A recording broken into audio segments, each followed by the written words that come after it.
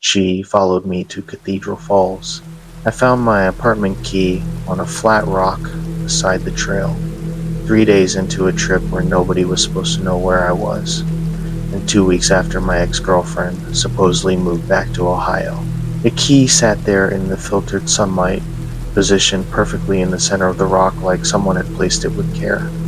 My stomach dropped the moment I recognized the red paracord keychain I'd braided myself. I picked it up with shaking hands, turning it over, checking the teeth of the key against my memory. It was mine, the same key I'd spent 20 minutes searching for the morning before I left, tearing apart my junk drawer and coat pockets before giving up and using my spare. I looked around the empty trail, my pulse starting to hammer. Dense hardwood surrounded me on both sides, the October forest thick with undergrowth that hadn't died back yet. Anyone could be watching from 30 feet away and I'd never see them. This was supposed to be my reset trip. 4 days, 5 nights in the Galley River National Recreation Area. Just me, my thoughts, and enough distance from everything to finally breathe. After 6 months of dating Sarah, and 3 months of the slow-motion train wreck of trying to end things with Sarah, I needed to disappear for a while. I hadn't told anyone where I was going. Not my brother, not my co-workers, not even my buddy Jackson, who usually kept tabs on my hiking trips.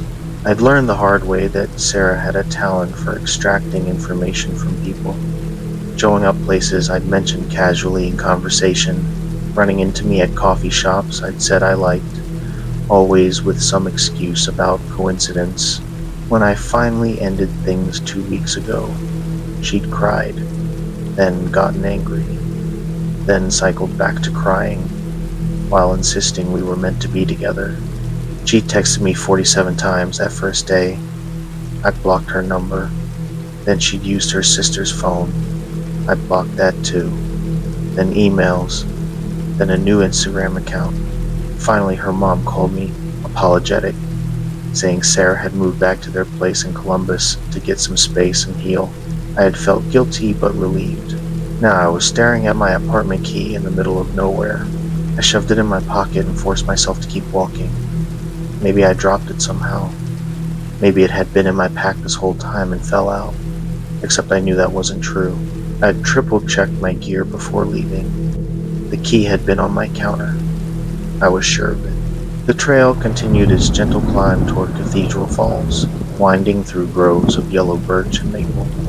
My campsite for the night was supposed to be near the falls, a spot I'd picked specifically because it was off the main trail system, requiring a half-mile bushwhack to reach secluded, private, isolated. I shook off the thought. The key had an explanation. It had to. But 20 minutes later, I found the photograph. It was wedged between 2 rocks on the side of the trail, protected from the elements by a plastic sandwich bag. The photo showed my living room, my couch, my TV, my bookshelf. Nothing unusual except for one detail that made my throat tighten. Sitting on my coffee table was a framed picture of Sarah and me from our second date, the one at the Botanical Gardens. I'd thrown that frame away weeks ago during the breakup. I'd specifically walked it down to the dumpster so I wouldn't be tempted to keep it. Someone had gone through my trash, someone had taken it, and someone had left this photograph here for me to find. I pulled out my phone on instinct, but the screen showed no service. Hadn't had any since yesterday afternoon. I was 12 miles from the nearest ranger station, 14 from my car. The falls were another 3 miles ahead. My hands were sweating despite the cool air. I looked behind me, down the empty trail, then ahead toward where it curved around a rocky outcrop. The forest pressed in on both sides, utterly silent except for the distant sound of running water. She couldn't be here. It was impossible. I'd left at 4 in the morning, driven 6 hours, hit the trail by noon. I'd barely decided on this location until 3 days before the trip. There was no way, except Sarah was smart. Obsessive, but smart. If she'd gotten into my apartment, and that key proved she had, she could have found my maps, my notes, my hiking books with pages dog-eared. She could have figured it out. I started walking faster. The trail steepened, my boots crunching over loose rocks and fallen leaves. Sweat soaked through my shirt despite the October chill. Every 100 yards or so I'd stop and listen, trying to catch footsteps behind me, the snap of a branch, anything that proved I wasn't alone. Just birds, wind, the growing roar of the falls ahead. By the time I reached the turnoff point for my bushwhack to the campsite, the sun was dropping toward the horizon. Golden light slanted through the canopy, throwing long shadows across the forest floor. I paused at the spot where I'd planned to leave the main trail, a distinctive lightning-struck oak that my map had noted as a landmark.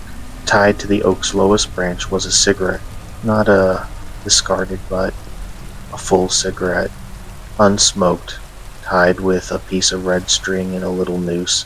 Sarah smoked Marlboro Reds. She'd quit twice while we were dating, always starting up again during stressful weeks at her job. I'd hated it. Hated the smell.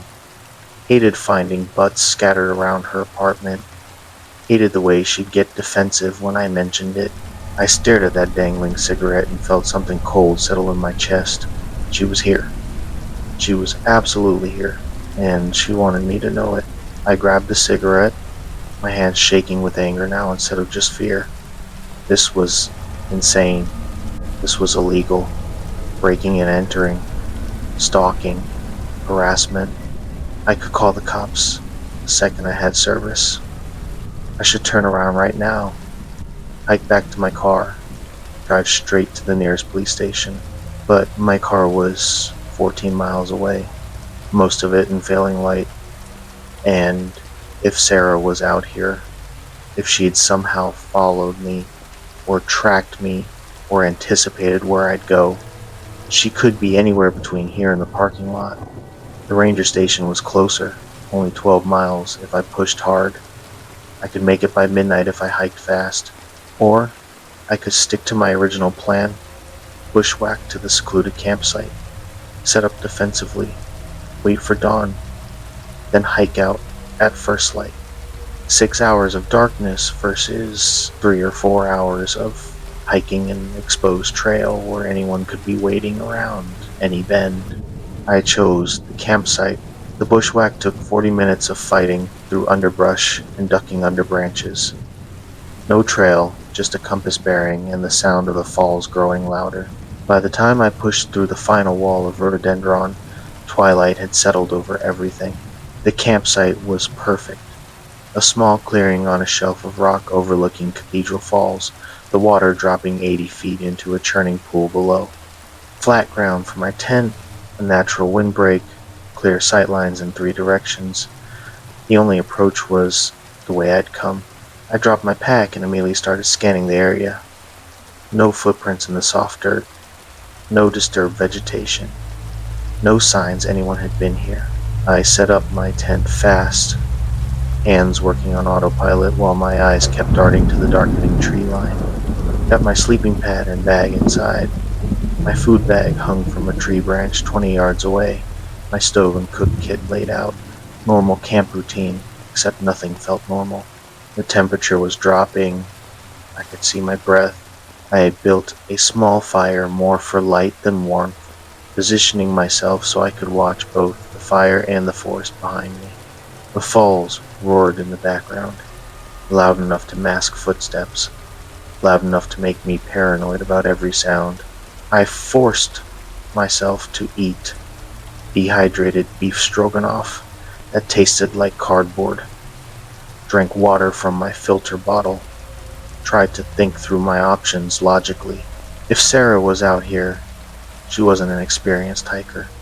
She'd gone camping exactly twice in the 6 months we dated, both times complaining about bugs and dirt and the lack of cell service. She didn't own proper gear. She got winded walking upstairs, but obsession could make people do extraordinary things. I thought about the key, the photograph, the cigarette, all of it positioned perfectly for me to find. Not hidden, not subtle. She wanted me to know she was here, wanted me scared, wanted me to understand that she could get to me anywhere. The fire crackled, throwing sparks into the darkness. That's when I heard it. My name. Faint, distant, barely audible over the falls, but unmistakable. Brett. It came from somewhere in the trees to my left, back toward the trail. A woman's voice. Sarah's voice. My whole body went rigid. Brett, please. I just want to talk. She sounded sad, hurt. The same tone she'd used during the breakup when she'd begged me to reconsider, promising she'd change, insisting we could make it work. I didn't respond, didn't move, just stared into the darkness where the voice had come from. I know you're angry. The voice drifted through the trees, closer now. I know I shouldn't have come, but I needed to see you, needed to explain. My hand found the canister of bear spray clipped to my belt. I'd brought it for wildlife. Black bears sometimes wandered these woods. Never thought I'd be considering using it on a person. Brett, please say something. Now the voice had an edge to it. Frustration bleeding through the sadness. I've been hiking for hours. I'm cold. I just want to talk, and then I'll leave. I promise. She was lying. I knew her tells.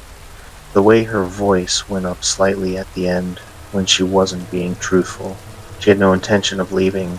I stayed silent, every muscle tensed. For a long moment, nothing.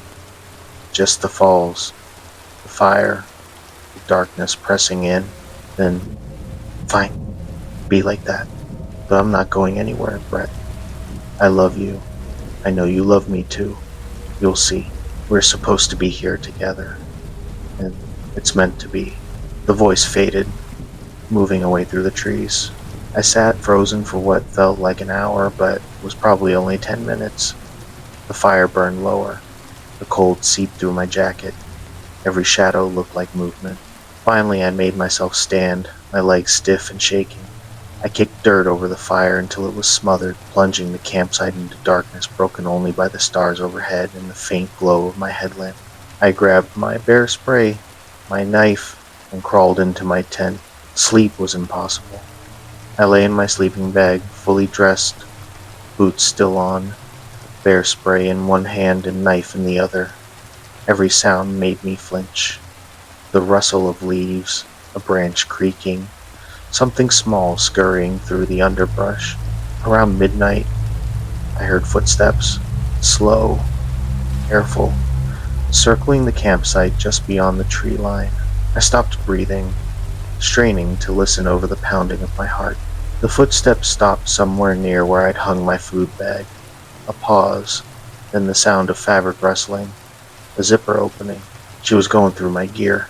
I wanted to shout at her to leave, to threaten calling the cops, to do anything that might scare her off. But some instinct kept me silent. Confrontation was what she wanted. Engagement. Proof that she could get a reaction from me. The sounds continued for maybe 5 minutes, and then stopped. Silence. I waited, barely breathing, hand cramping around the bear spray canister. Then, a zipper. Close. Too close. My tent's vestibule zipper was opening. I lunged upright, headlamp blazing on, bear spray aimed at the tent door. Nothing. The vestibule was empty, zipper halfway open like someone had started to open it then stopped. But sitting on the ground just inside the vestibule was a stack of things. My missing sunglasses from my apartment, a t-shirt I'd thought I'd lost in the laundry, a birthday card I'd given Sarah 3 months ago, the one with the stupid joke about coffee that had made her laugh, and sitting on top of it all, a note written in her handwriting on a torn piece of notebook paper. I know you're awake. I know you're scared. But you don't have to be. I'm not going to hurt you. I just need you to understand how much I love you, how much we belong together. I've spent every day since the breakup thinking about you, crying over you, planning how to make you see that we're meant to be. This place is perfect. No distractions, no one to interrupt us, just you and me and the truth. I'll wait as long as it takes. I brought Enough food for a week. You can't ignore me forever. Eventually, you'll have to come out, and then we can talk. Really talk. The way we should have before you threw everything away. I love you, Brett. I'll always love you. S. My hands were shaking so hard I almost dropped the note. She'd been inches from me. Had opened my tent while I was inside. Could have done anything. And she planned to stay out here for a week. I shoved everything out of the vestibule, zipped it closed, then zipped the inner tent door like fabric and zippers could stop someone determined. I pulled my sleeping bag tight around me, bear spray in my lap, and tried to think. The ranger station was 12 miles. I could make it in 4 hours if I pushed hard, maybe 3.5 if I practically ran. But that meant leaving the tent, exposing myself in the open, hiking in the dark with only a headlamp. If Sarah was watching, and she clearly was, she could easily follow. Could sabotage the trail ahead of me, could be waiting at any number of choke points. Or I could wait for dawn, maybe 3 hours away, and hope the daylight would give me an advantage. I chose to wait. Those 3 hours were the longest of my life. Every sound was her, circling, watching, waiting. I imagined her face pressed against the tent fabric, breathing softly, listening to me shift and fidget. I imagined her patient and calm, knowing she had all the time in the world. When the first gray light of dawn finally seeped through the tent, I nearly sobbed with relief. I packed everything in under 10 minutes, hands fumbling with straps and buckles. Didn't bother breaking down the tent properly. Just stuffed it in its sack, threw everything in my pack, and shouldered the weight. The clearing looked different in daylight, or smaller, more exposed. I could see where my food bag had been slashed open, half my supplies gone. I could see boot prints in the soft dirt near the tree line. Women size 7 or 8, the same size Sarah wore. I started hiking, not the way I'd come in through the bushwhack. That was too slow, too exposed. Instead, I headed straight for the falls, picking my way down the rocky slope toward the base. There was a service trail there. I'd seen it on my map, used by rangers to access the falls for maintenance. It would take me east toward the ranger station, a different route than Sarah would expect. The climb down was treacherous. Wet rocks, loose gravel, exposed roots. My pack threw off my balance. Twice I nearly fell, catching myself on tree branches at the last second. At the base of the falls, the roar was deafening. Mist soaked my clothes, my face, my pack. I couldn't hear anything except water crashing on rocks. That's when she stepped out from behind a boulder. Sarah looked terrible. Her hair was matted and tangled, her jacket torn in places, her jeans caked with mud. She had a wild look in her eyes, exhausted but manic, like she'd been awake for days. She was holding a knife, not a big one, just a folding knife, the kind you'd use for camping. But in her shaking hand, it looked deadly. I knew you'd come this way. Her voice was hoarse, barely audible over the falls. I know you, Brett. I know how you think. You always look for the clever solution, the unexpected path. I backed up a step, my hand going to the bear spray on my belt. Don't. She raised the knife slightly. I don't want to hurt you. I'd never hurt you. But I need you to listen. We need to talk. Sarah, this is insane. My voice came out steadier than I felt. You broke into my apartment. You stalked me across state lines. You've been threatening me. Threatening? I've been trying to save us. Tears were streaming down her face now. You gave up too easily. You didn't even try. Didn't give me a chance to fix things. There was nothing to fix. I kept my voice calm, the way you'd talk to a spooked animal. We weren't right for each other. I'm sorry I hurt you, but this isn't. Don't say that. She stepped closer, knife trembling. Don't you dare say we weren't right. We were perfect. Everyone said so. Your friends, my friends, everyone could see it except you. Sarah, please, you need help. This isn't healthy. I don't need help. I need you. Her voice broke.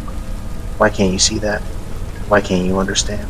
I saw it happen in slow motion, her expression shifting from desperation to anger, her grip tightening on the knife, her weight shifting forward. I yanked the bear spray canister up and pressed the trigger. The orange stream caught her full in the face. She screamed a horrible, ragged sound and fell backward, dropping the knife, clawing at her eyes. I didn't wait. I ran, bolted past her, following the base of the falls toward where I hoped the service trail would be. Behind me, I could hear her screaming my name, cursing, sobbing. The trail appeared 50 yards ahead, narrow but clear, marked with faded ranger service signs. I hit it at a full sprint, pack bouncing, branches whipping my face. I ran for what felt like miles, but was probably only half of one, my lungs burning, legs screaming.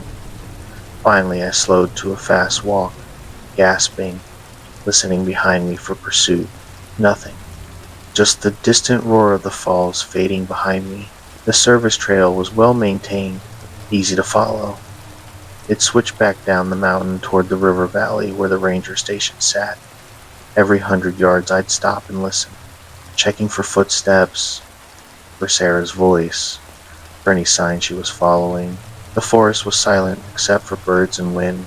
It took me 2.5 hours to reach the ranger station, a small log building with a parking lot and a radio tower. A green Park Service truck sat outside. I practically fell through the door. The ranger on duty was a woman in her 50s named Patterson. She took one look at me, mud-covered, wild-eyed, shaking, and immediately sat me down. I told her everything. The key, the photograph, the cigarette, the note, the confrontation at the falls. She listened without interrupting, her expression growing grimmer with each detail. When I finished, she picked up her radio. This is Station 7 to Central. I need a deputy and a medic to my location. We have a potential assault and stalking situation. While we waited for help, she had me write down everything I remembered. Times, locations, descriptions. She took photos of the items Sarah had left, the note, the personal effects. You did the right thing coming here, Patterson said quietly. People like this. They don't stop on their own. They escalate. 2 sheriff's deputies arrived 40 minutes later, along with an EMT who checked me for injuries. I had scrapes and bruises, but nothing serious. The bear spray was legal and justified given the circumstances. They sent a search team back to Cathedral Falls to look for Sarah. Found her 3 hours later near the base, still partially blinded by the spray, hypothermic and dehydrated. She'd been sitting on the rocks, waiting, convinced I'd come back for her. She was arrested, charged with stalking, breaking and entering, assault. I got a restraining order, changed my locks, filed reports with my apartment management and my employer. Turned out she'd never gone back to Ohio. She'd been staying in a motel 30 minutes from my apartment, monitoring my routine, planning this whole thing. She had broken in twice before the trip, once to steal my key and make copies, once to plant a tracker in my car that I never found. She'd known exactly where I was going because she'd been reading my emails through a keylogger she'd installed on my laptop. The police called it one of the more sophisticated stalking cases they'd seen. Her lawyer argued she'd had a mental breakdown. My lawyer argued she'd committed multiple felonies with clear premeditation. She pled guilty in exchange for mandatory psychiatric treatment and 5 years probation with strict no-contact provisions. I haven't been hiking since. Can't bring myself to do it. Every time I think about planning a trip, I remember finding that key on the rock. I remember the footsteps circling my tent. I remember her standing at the falls with that knife, tears streaming down her face, absolutely convinced we were meant to be together. The woods that used to bring me peace now just feel like places where you can't see what's coming, where someone could be watching and you'd never know until it's too late. My therapist says I'll heal in time, that I'll reclaim the things I loved before Sarah, that I'll feel safe again eventually. Maybe she's right, but sometimes late at night, I still check my windows, still test my locks, still feel like somewhere out there someone is waiting, watching, convinced that if they're patient enough, if they love hard enough, they can make me understand. And that terrifies me more than any ghost or monster ever could. Because the scariest thing in those woods wasn't something supernatural or unexplained. It was someone who loved me, or thought she did. And if you're reading this because you're planning a trip into the backcountry, learn from what happened to me. Tell someone where you're going. Check your belongings before you leave. Trust your gut when something feels wrong.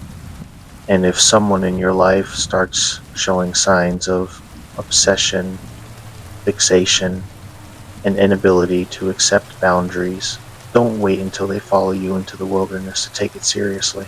The woods will test you in a lot of ways. They'll test your preparation, your endurance, your navigation skills, but they shouldn't have to test whether you can outrun someone who's supposed to love you. Stay safe out there. And if you ever find something of yours sitting on a rock in the middle of nowhere, something that shouldn't be there, something that proves someone knows where you are, turn around, get out. Don't wait to see what else they've planned, because by the time you find out, it might already be too late. The wrong cabin. I realized the cabin wasn't abandoned when I found the Polaroid of myself pinned to the wall, taken 6 hours earlier on the trail, from an angle that meant someone had been hiding in the trees watching me. My hands went numb as I stared at the photo. There I was, clear as day, stopped at the trail junction, checking my map. The image was taken from maybe 20 feet off the trail, through a gap in the branches. I remembered that exact moment. I remembered pausing to reorient myself, remembered feeling like the forest was too quiet. I dismissed it as paranoia.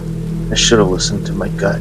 The photo was pinned among dozens of others, a collage covering most of the cabin's back wall. All Polaroids, all hikers. Different people, different seasons, different gear. Some were candidly taken from a distance. Others were closer. Sleeping faces in tents, people cooking at campsites, someone squatting behind a tree with their pants down. Every single one taken without the subject knowing. And mine was the newest, and the colors still bright and undeveloped around the edges.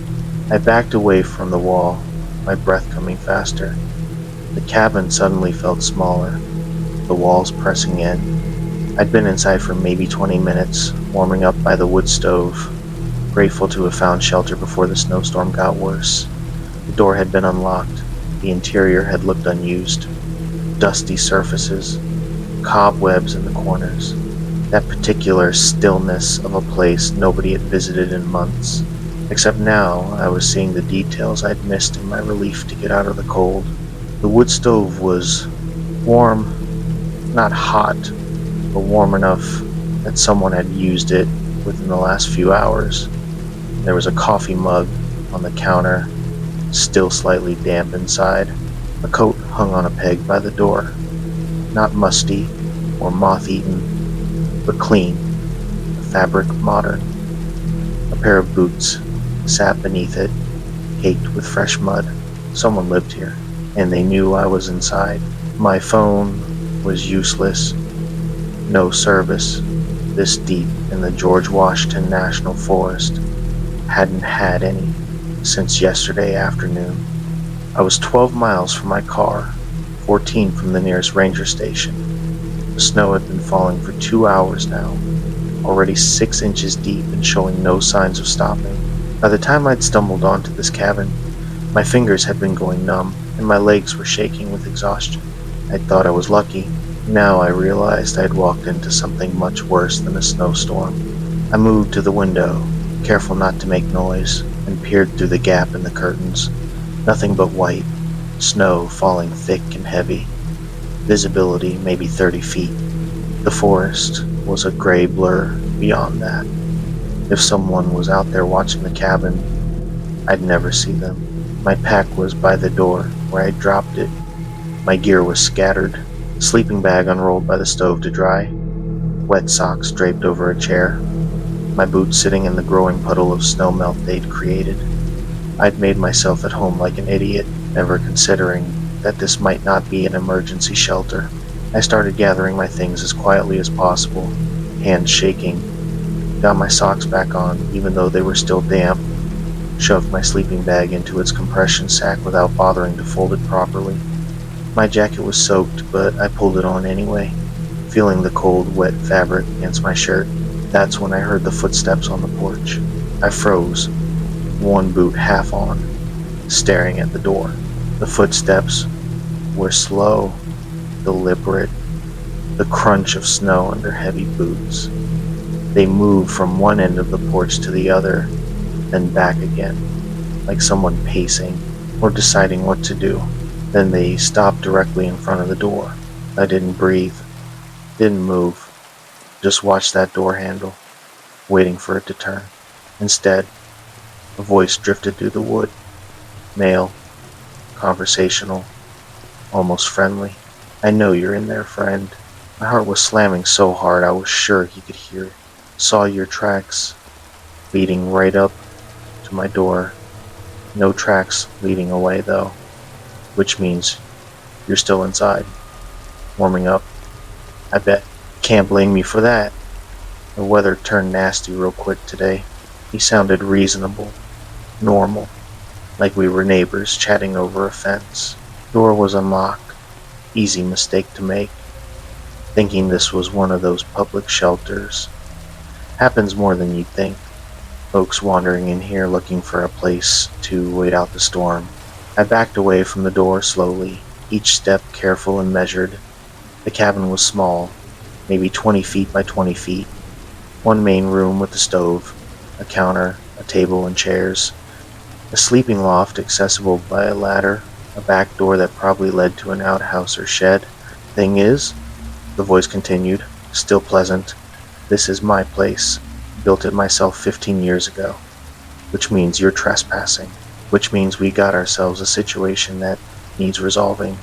I reached the back door and tested the handle. Locked. A deadbolt that needed a key from both sides. "Now, I'm a reasonable man." He was talking louder now, projecting through the door. "I understand you didn't mean no harm.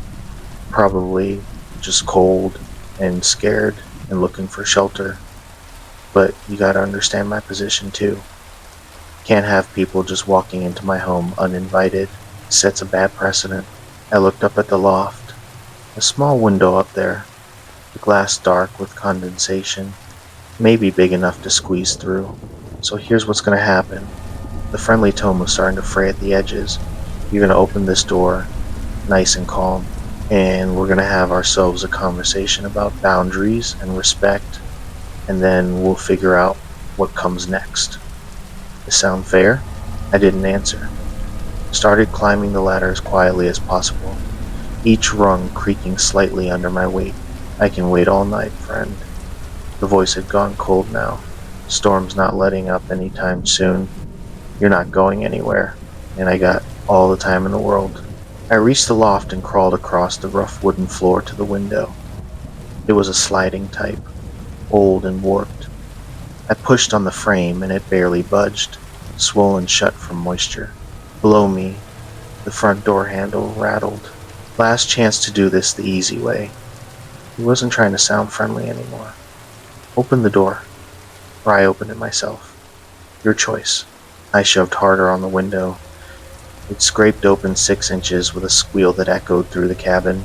The rattling stopped, then a heavy impact against the door, wood splintering. He was kicking it in.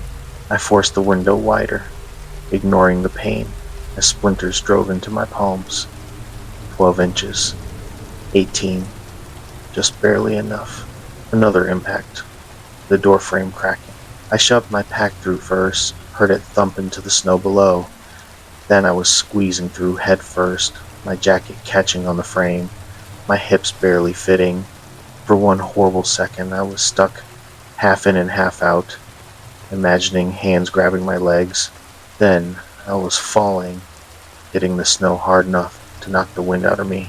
I didn't wait to catch my breath, grabbed my pack and ran. The snow was deeper than I expected, mid-shin, making every step exhausting. I crashed through it in the direction I thought the trail was, branches whipping my face, thorns catching my clothes. Behind me I heard a roar of anger, and then the sound of pursuit, heavy footsteps, something large moving fast through the underbrush. I couldn't see more than 20 feet in any direction. The snow was falling so thick it was like running through static, every tree looking the same, no landmarks visible. My lungs burned, and my legs screamed, but I kept going, knowing that stopping meant whatever was chasing me would catch up. A shot rang out. The crack echoed through the trees, followed immediately by bark exploding from a trunk 3 feet to my right. He had a gun. I changed direction, weaving between trees, trying to use the forest as cover. Another shot, this one wider. He was firing blind in the storm, hoping to get lucky or scare me into stopping. My boot caught on something under the snow, a root or rock, and I went down hard, face first into the powder. Came up sputtering, snow in my mouth and eyes, pack twisted around on my shoulders. Footsteps behind me, closer now. I could hear him breathing, a ragged panting that sounded almost excited. I scrambled up and kept running, no longer trying to be quiet or careful, just putting distance between us. My hands were numb, my face burning from the cold, ice forming on my eyelashes. Then through the curtain of white I saw it, a trail marker, the orange diamond on a tree that marked the main trail. I'd found it. I turned and followed the trail downhill, gravity helping now, my legs pumping. The path was barely visible under the snow, but I could feel it beneath my feet. The packed earth, the slight grade. I'd hiked in 5 miles from the parking area this morning. If I could just follow this back. Another shot, but farther away now. He was falling behind. I ran for what felt like hours, but was probably only 20 minutes, until my legs gave out and I collapsed behind a fallen log, gasping, my whole body shaking. I lay there in the snow, listening for pursuit over the sound of my own ragged breathing. Nothing, just wind and the whisper of falling snow. I waited 5 minutes, then 10. Still nothing. Finally, I forced myself up and kept moving, slower now, but steady. Followed the trail markers, checked my compass every few minutes to make sure I was headed the right direction. The snow was starting to ease up, the worst of the storm passing. It took me 3 hours to reach my car. 3 hours of stumbling through knee-deep snow, jumping at every sound, convinced I'd see him emerge from the trees at any moment. My Subaru sat alone in the parking lot, covered in 6 inches of fresh powder. I'd never been so happy to see anything in my life. I dug out my keys with frozen fingers and climbed inside, immediately locking the doors. Started the engine and cranked the heat, sitting there, shivering while the defroster worked on the windshield. That's when I saw the note tucked under my wiper blade. My stomach dropped. I stared at it through the windshield, not wanting to get out, not wanting to know what it said, but I couldn't just leave it there. I cracked the door open, grabbed it quickly, and slammed the door shut again, locked it. The note was written on lined paper, protected in a plastic bag. The handwriting was neat, methodical. Austin Carter, 27 years old, lives at apartment 4B, 1847 Morrison Street, Charlottesville. Works as an EMT at UVA Medical Center. Drives a 2013 Subaru Outback, license plate XKJ4729. I know who you are. I know where you live. I know where you work. You came into my home uninvited. You went through my things. You broke my window. Actions have consequences. I'll be seeing you soon. A friend. My hands were shaking so badly I almost dropped the note. He knew everything about me. Had gone through my car while I was on the trail. had probably been watching me since I arrived at the parking lot that morning. I threw the car into reverse and got out of there, fishtailing on the snowy road, not caring if I slid off. I just needed to be away from that place. I drove straight to the ranger station, hands still trembling on the wheel. Ranger Thompson listened to my story, his expression growing darker with each detail I shared. He went to the old Simmons cabin. There wasn't a question. I don't know whose cabin it was. I thought it was a shelter. That's what he wants people to think. Thompson pulled out a file from his desk, thick with papers and photos. His name is Raymond Simmons. Built that cabin off-grid back in 2008. We've had reports about him for years now. Hikers finding cameras hidden on the trail, people being followed, threatening encounters, but he's always on private land, so we can't do much unless someone presses charges. He spread out photos from the file, missing person posters, incident reports, and Polaroids, dozens of them, confiscated from previous complaints. Hikers who'd reported finding photos of themselves taken without permission. We think he's been targeting solo hikers for at least 7 years, Thompson continued. Nothing we can prove in court. Most people just want to forget about it and never come back. But the pattern's clear. He knows where I live. I showed him the note. He went through my car. Thompson's jaw tightened. I'm calling the sheriff. You're filing a report today, and you're getting a restraining order. This has gone way past harassment. 2 deputies arrived within the hour. I gave my statement, handed over the note, described everything. They took photos of my car, showing no signs of forced entry, meaning he'd been skilled enough to get in without leaving marks. They drove back to the Simmons cabin that evening with a search warrant. Found it empty. The photos on the wall had been taken down. The gun he'd fired at me was gone. No evidence I'd ever been there except the broken window I'd climbed through. But they did find something in a shed out back. A metal cabinet full of ID cards, driver's licenses, credit cards, dozens of them. Different names, different faces, all from hikers who've been reported missing in the George Washington National Forest over the past decade. Raymond Simmons was arrested 3 days later trying to cross into North Carolina. He'd been spotted at a gas station by an off-duty deputy who recognized him from the warrant. They found one of the missing hiker's IDs in his wallet. The trial took 8 months. I had to testify. I had to recount every detail of that day. The photos, the chase, the note. I had to sit in a courtroom while his lawyer tried to make it sound like I'd overreacted, like Raymond was just a hermit who got defensive about his property. The prosecution brought in 3 other hikers with similar stories. One had been held in that cabin for 2 days during a storm. Another had been stalked for 5 miles before making it to their car. A third had found photos of themselves sleeping in their tent, taken through the fabric. And then there were the IDs. 12 of them matched missing persons cases. The prosecution couldn't prove murder without bodies, but they could prove he'd taken those items from people who'd never been seen again. Raymond Simmons got 25 years. Kidnapping, stalking, assault with a deadly weapon, possession of stolen property. He never showed emotion during the verdict, just stared straight ahead with the same calm expression he probably had while taking all those photos. I moved 6 months after the trial. Couldn't stand living in the same apartment knowing he'd been there, watching my building, learning my routine. I changed my phone number, my email, deleted all my social media, started carrying bear spray on a belt clip even in the city, and I haven't been hiking since. Can't bring myself to do it. Every time I see a trail marker or a cabin in the woods, I'm back there, hearing his voice through the door, seeing those Polaroids on the wall, running through the snow with gunshots echoing behind me. My therapist says it's PTSD. Says I need to process the trauma, work through the fear, reclaim the activities I loved. But how do you reclaim something when you know what's really out there? Not bears, or weather, or getting lost.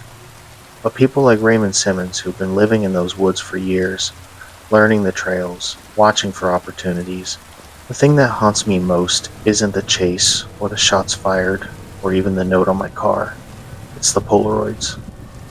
Knowing that for 6 hours before I found that cabin, he'd been following me, watching me, taking photos, close enough to hear my breathing, see my face, count my steps, and I never knew he was there.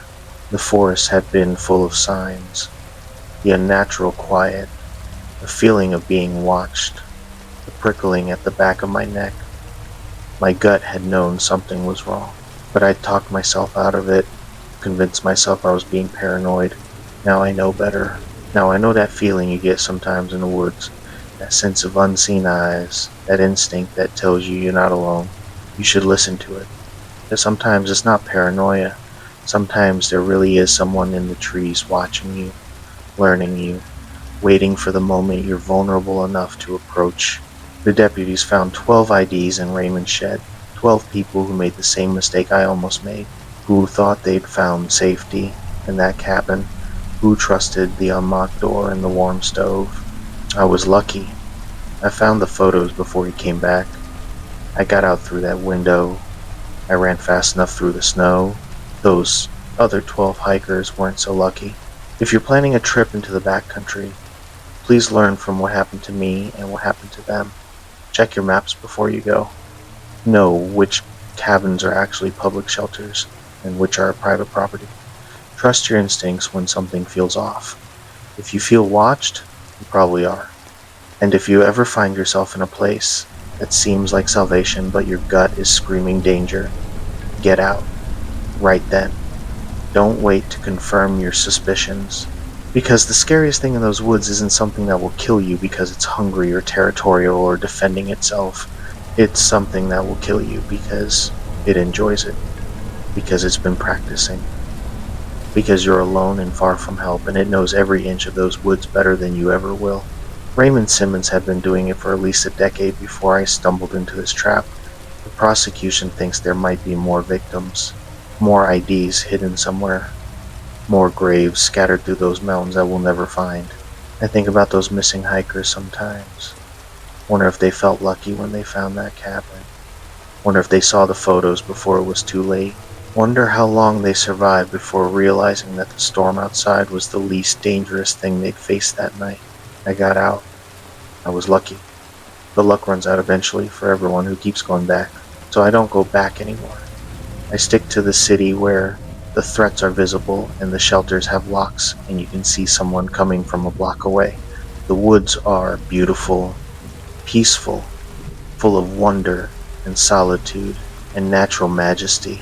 They're also full of Raymond Simmons and people like him, patient predators who've learned that the best hunting grounds are the places where people go to escape from civilization. Stay safe out there. Check those cabins before you settle in. Listen to your gut. And if you ever find a Polaroid of yourself pinned to a wall in a place you thought was abandoned, run. Don't wait to see who took it. Don't wait for them to come back. Just run and don't stop running until you're somewhere with lights and people and locked doors.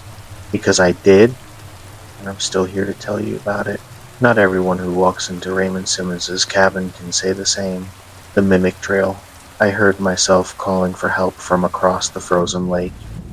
My own voice, my own words, my own rising panic, while I stood on the shore with my hand clamped over my mouth to keep from screaming. The voice echoed across the ice, bouncing off the wall of pines on the far side, clear as day, unmistakably mine. Help.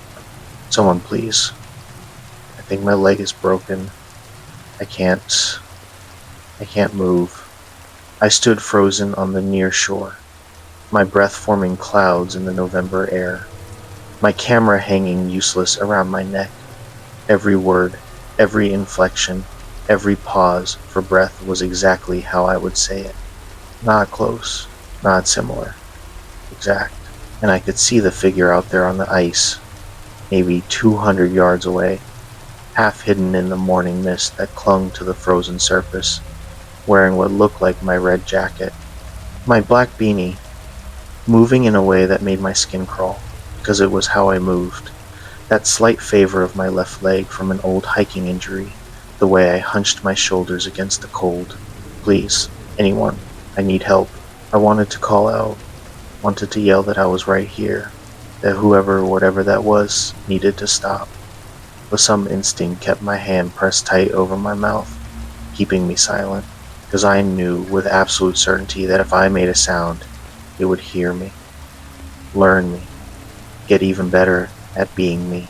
This was day 3 of what was supposed to be a 4-day solo photography expedition in the Superior National Forest. I'd come here to photograph moose during the rut season, had permits, had checked in with the ranger station, had a satellite beacon for emergencies. I was a professional wildlife photographer, had been doing this for 8 years, had worked in grizzly country in Alaska and polar bear territory in Churchill. I knew how to handle myself in the wilderness, but I had no idea how to handle this. Let me back up. Let me explain how it started. Because the thing about horror is that it never announces itself. It creeps in at the edges, small enough to dismiss, weird enough to remember. Day 1 had been perfect. I'd driven up from Duluth before dawn, hiking in from the Sawbill Trail with 60 pounds of camera gear and camping equipment. The goal was to reach a remote chain of lakes near the Canadian border where moose congregated this time of year. The rut was in full swing. Bulls were aggressive, moving during daylight, making themselves visible, perfect for photography. The hike in was brutal but beautiful. 12 miles of trail through dense forest, over granite ridges, across beaver ponds. By the time I reached my planned campsite on the shore of Upper Pipestone Lake, my shoulders were screaming and my legs felt like rubber. I set up camp with practiced efficiency, tent on high ground away from the water. Food hung in a bear bag 50 yards downwind, camera gear protected in dry bags, trail camera mounted on a tree facing my tent. I always set one up for security, just to see what moves around camp at night. Bears, mostly, sometimes wolves. Once a lynx that had made my whole trip worthwhile. That first night was quiet, cold, temperatures dropping to around 20 degrees, but clear. I ate dehydrated chili, drank instant coffee, and watched the stars come out over the lake. Checked my trail camera's viewing angle, made sure the batteries were fresh, set it to record any motion. Perfect start to the trip. Day 2 began before sunrise. I was on the water by 5 in the morning, paddling my inflatable pack raft to the far end of the lake where I'd scouted moose sign the evening before. Fresh tracks in the mud, droppings that were still soft, bark stripped from willows at exactly the height a bull moose would feed. I found my spot. A small peninsula with good sight lines, and settled in to wait. Photography is 90% waiting. You learn patience, learn to be still, learn to become part of the landscape. The moose showed up around 7. A massive bull, maybe 7 feet at the shoulder, antlers spread so wide they brushed branches on both sides as he moved through the shallows. I got maybe 300 shots, incredible shots, the kind that would sell to National Geographic or Outdoor Life. I was editing through them on my camera screen when I noticed the footprints. I'd walked out onto the peninsula from the south, following a game trail through thick brush. My boots left clear impressions in the frost-covered ground, but there was another set of prints, leading from the north, converging with mine at exactly the spot where I'd set up my tripod. I stood up slowly, looking around. The prints were fresh, made within the last few hours based on how crisp the edges were, and they were identical to mine.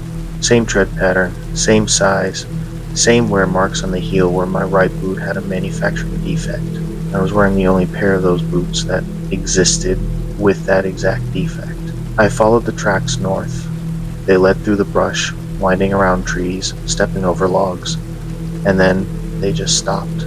20 yards from where I'd been sitting, the prints ended at a large white pine. No sign of anyone climbing the tree. No continuation of the trail in any direction. Just stopped. I looked up into the branches. Nothing. Looked around the trunk. Nothing. But the bark was scratched. Fresh scratches. White wood showing through. Something had been here. Something had stood at this tree, watching me photograph the moose. Something wearing my boots. I told myself it was impossible. I told myself I was seeing things, that the prints weren't actually identical, that I was letting isolation play tricks on my mind. Solo trips did that sometimes. Made you jumpy, made you see patterns that weren't there. I packed up my gear and headed back to camp, shaking it off. But that night, lying in my tent, I couldn't stop thinking about those prints. Couldn't stop seeing how they ended at that tree with no explanation. Couldn't stop feeling like something had been watching me all morning while I sat there, oblivious, focused on my camera screen. I checked my trail camera's footage before I went to sleep. 8 hours of recording. Mostly just wind-moving branches. A red squirrel at 6:43 a.m. Some birds, and at 2:17 a.m., a figure. It was only on screen for maybe 3 seconds. Walking past my tent, maybe 15 feet away. Human-shaped, human-sized, moving with a strange, jerky gait, like it was learning how to walk. The footage was grainy in the darkness, illuminated only by the camera's infrared. I couldn't make out details, but I could see it pause, turn its head toward my tent, stand there for a long moment like it was listening. Then it moved on, disappearing into the trees. I sat in my sleeping bag, staring at my camera screen, my heart pounding. Rangers sometimes patrolled back here. Could have been a ranger, or another hiker who'd seen my camp and kept walking. Plenty of reasonable explanations. Except, something about the way it moved was wrong. The jerky gait, the too long pause, the way its head turned, smooth and continuous, like it was on a swivel. I barely slept that night. Day 3, this morning, started with fresh snow. Not much, maybe an inch, but enough to show tracks. And leading away from my camp, heading north toward the next lake in the chain, was a single set of footprints. My footprints. Same boots, same stride length, same slight drag of the right foot from my old injury, but I hadn't left camp yet. I was still in my tent, staring at these prints through the mesh window, my stomach clenching with a fear I couldn't rationalize away anymore. I got dressed fast, grabbed my bear spray and my knife, left most of my gear at camp. I had to know, had to see where these tracks led. I followed them for a quarter mile through the forest. They stayed on game trails, mostly, taking the easiest path, avoiding thick brush, exactly how I would walk. They led to a campsite, not my campsite, a different one, maybe 100 yards from mine, but set up identically. Same tent, a Big Agnes copper spur, same color, same model, same sleeping pad and sleeping bag visible through the open door. Same dry bags, with camera gear arranged the same way I arranged mine. Same cook pot hanging from the same type of bear bag setup. Everything was identical, down to the way the tent stakes were positioned, down to the burn pattern of the small campfire, down to the sitting log positioned at the same angle to the fire ring. I stood there, staring, my brain refusing to process what I was seeing. This wasn't possible. This was my camp. Except my camp was 100 yards south. I'd left it 10 minutes ago. This couldn't be here. I walked closer, looked in the tent. The sleeping bag was my model. Same temperature rating, same color. The pad was my brand. The dry bags had the same scratches and wear marks. On the ground beside the tent was a camera. My camera, same model, same lens attached, same custom grip tape I'd applied to the body. I picked it up with shaking hands, turned it on. The screen lit up, showing my photos. The moose from yesterday morning. the lake at sunset, my camp, all of it identical to what was on my actual camera back at my actual camp. Except these photos had one extra thing. They included me. There was the shot of the moose, and in the corner of the frame, barely visible, was me sitting at the peninsula photographing the moose, captured from an angle that meant someone was standing behind me, shooting over my shoulder. There was the sunset shot, and reflected in the lake, water was my silhouette taking the photo, but wrong somehow. The proportions slightly off, the posture unnatural.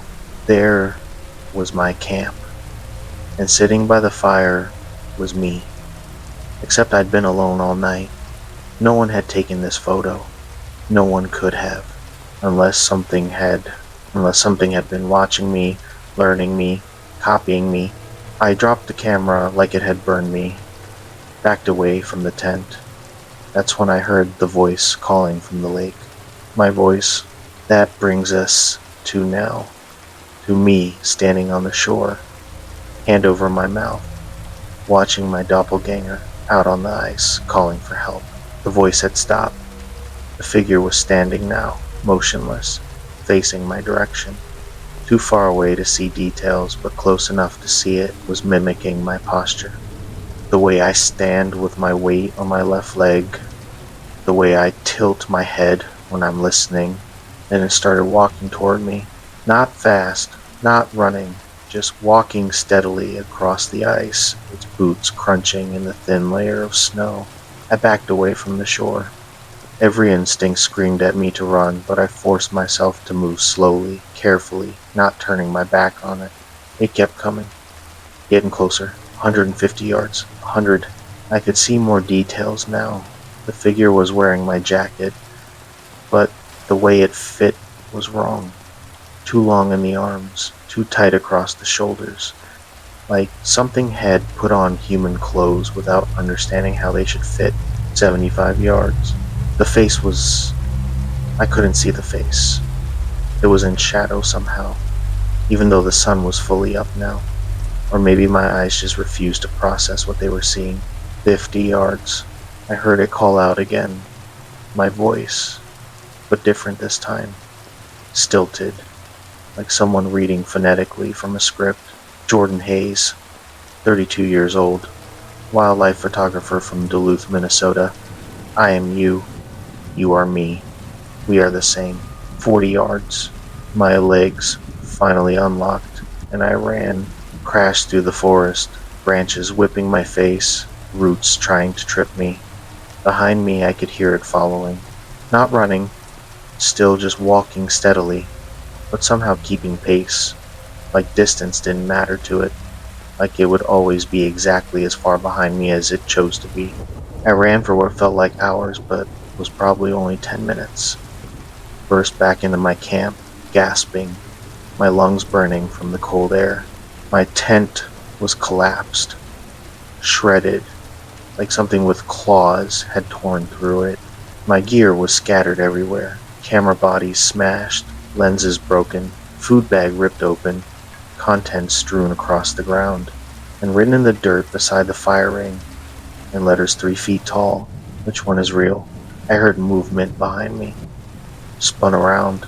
It was standing at the edge of camp, closer now, maybe 20 feet away, and I could finally see its face. It was my face, my features, my eyes, my nose, my mouth, but assembled wrong. Like someone had seen a photograph of me and tried to recreate it from memory. The eyes were too far apart.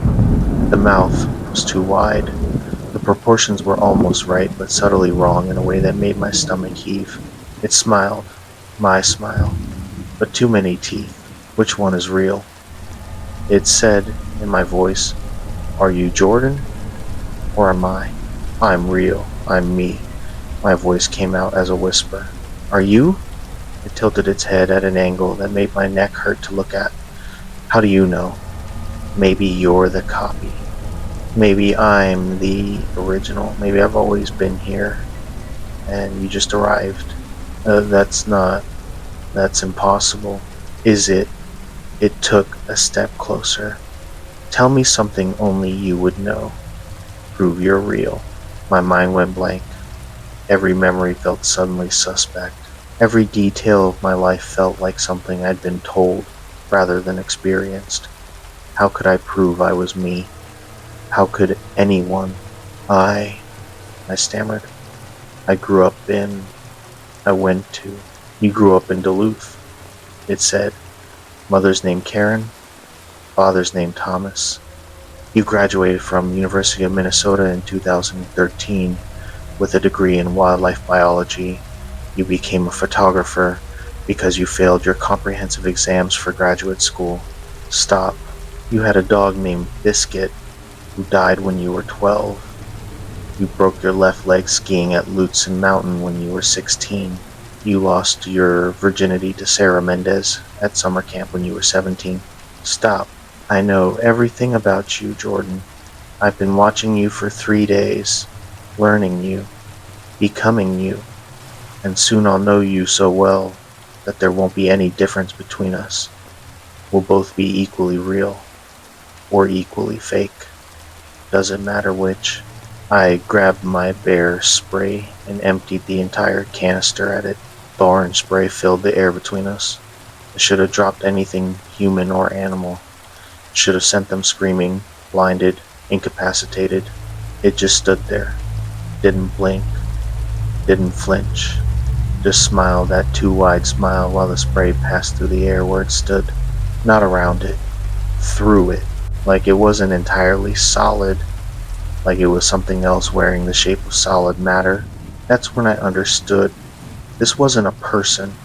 It wasn't an animal. It was something else entirely. Something that had been in these woods for a long time, learning, watching, copying everyone who came through. I thought about the Ojibwe legends I'd heard, the stories of doppelgangers and mimics, things that lived in the deep forests and stole people's identities, their memories, their lives. I'd always thought they were just stories. I ran again. This time I didn't stop, didn't look back, just ran south, toward the trail, toward civilization. Behind me, I heard it calling, my voice, but saying things I'd never said, telling stories I'd never told, creating false memories in real time. Remember when we went to Europe? Remember our first photography show in New York? Remember when Dad told us he was proud of us on his deathbed? None of that was real. Dad was still alive. I'd never been to Europe, never had a show in New York, but the memories felt real. I could almost see them, almost believe them. It was creating a version of me, a better version, a version with accomplishments I'd never achieved, and experiences I'd never had. And the more it talked, the more real that version became, and the more fake I felt. I reached the main trail as the sun was setting, kept hiking through the darkness, my headlamp bouncing in front of me. Every shadow looked like it.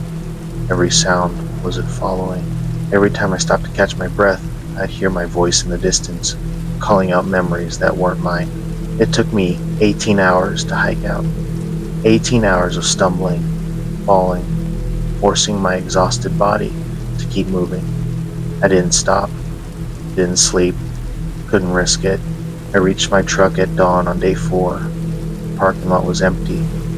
I fumbled with my keys, hands shaking so badly I could barely get the door open. That's when I saw it standing at the trailhead, watching me, wearing my face, my clothes, my life. It waved. I peeled out of that parking lot, doing 60 on a gravel road meant for 20, fishtailing around corners, not caring if I crashed, just needing to be away. I drove straight to the Tofke Ranger Station, burst through the door, babbling about, I don't even know what I said. Doppelgangers, mimics, something in the woods. The ranger on duty was an older guy named Peterson. He listened calmly while I ranted, then poured me coffee and sat me down. The double walker, he said quietly. What? That's what the local Ojibwe call it, the double walker, something that lives in the deep woods and copies people, studies them, learns them, becomes them. He pulled out a map and marked several locations with red X's. We've had reports for years, hikers seeing themselves on the trail, hearing their own voices, finding their camps duplicated. Most people convinced themselves it was a dream or hallucination, but some people know. They saw it clear as day, and they know what they saw. What is it? No one knows. The elders say it's been here since before the Ojibwe arrived. Something old, something that doesn't think like we do. It doesn't understand identity as fixed. It thinks identity is something that can be copied, shared, stolen. It sees a person and thinks, why can't I be that too? How do I stop it? Peterson looked at me for a long moment. You don't. You just avoid it. Stay out of its territory. Those lakes you were at, that whole chain, we marked them on our internal maps as high risk. We don't publicize it because we don't want panic, but we know rangers who work back there long enough, they all know. So it's just out there, copying people. It doesn't hurt anyone, not directly, but people who encounter it sometimes lose themselves. They start questioning their memories, their identity, who they really are. Some of them never quite come back from that. I spent the rest of that day at the ranger station. Peterson contacted my emergency contacts, helped me file a report that would never see any official action, told me I could stay there as long as I needed. That night, I checked my trail camera's SD card, the one from my actual camp, not the duplicate. The footage was corrupted, every file, just static and fragments of images that didn't make sense. But someone had access to files. Someone had copied them before corrupting them, because there was a new folder on the card, one I hadn't created. It was full of photos of me, hundreds of them, taken over 3 days from every angle, every distance, every lighting condition.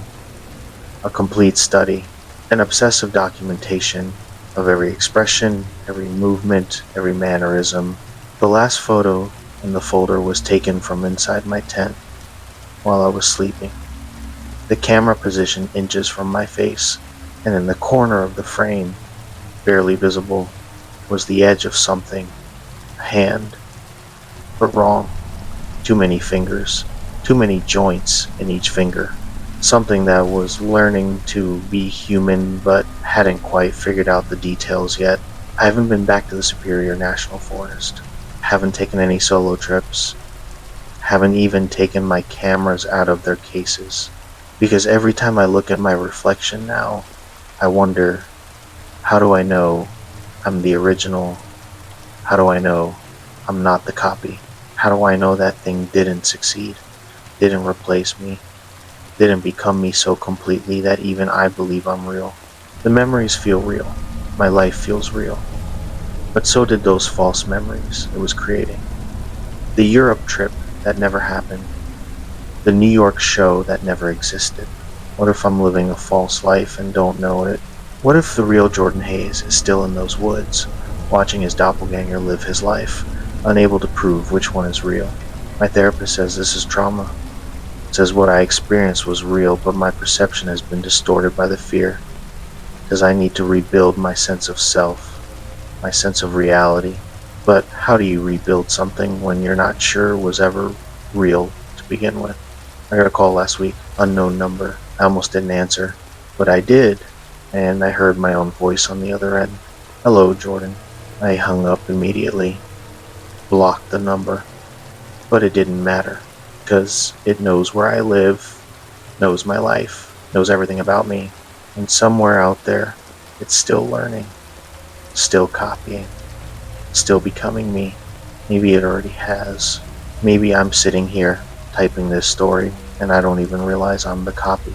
Maybe the real me is out there in the woods, watching this version live his life, wondering how to prove he's real. Or maybe we're both real now, both equally valid, both equally Jordan Hayes. The thing Peterson said that haunts me most was this: it doesn't understand identity as fixed. What if it's right? What if identity isn't fixed? What if we're all just collections of memories and mannerisms and habits that could be copied, replicated, stolen by anything that watches long enough? If you're planning a trip into the deep wilderness, learn from what happened to me. Stay away from the chain of lakes near the Canadian border and the Superior National Forest. Don't camp alone in places where no one has been for weeks. And if you ever find duplicate tracks ahead of you on a trail you know you're the first to walk, if you ever hear your own voice calling from the trees, if you ever see your own camp duplicated in the woods, turn around, get out. Don't try to understand it, don't try to confront it, just leave and never go back. Because once it starts learning you, once it starts copying you, you'll never be completely sure who you are again. I look in the mirror now and I see my face, my features, my expressions, and I wonder, is that me looking back? Or is it the thing from the woods, so perfect in its copying that even I can't tell the difference? The worst part is, I'll never know. None of us ever really know if we're the original or just a very good copy of something that came before. Maybe that's what the double walker was trying to teach me. Maybe that's the real horror. Not that something can copy you, but that you can never prove you weren't copied all along. Stay safe out there. And if you ever see yourself on a trail you're walking alone, don't stop to ask which one is real. Just run, because the answer might be both, or neither, and you'll never know which.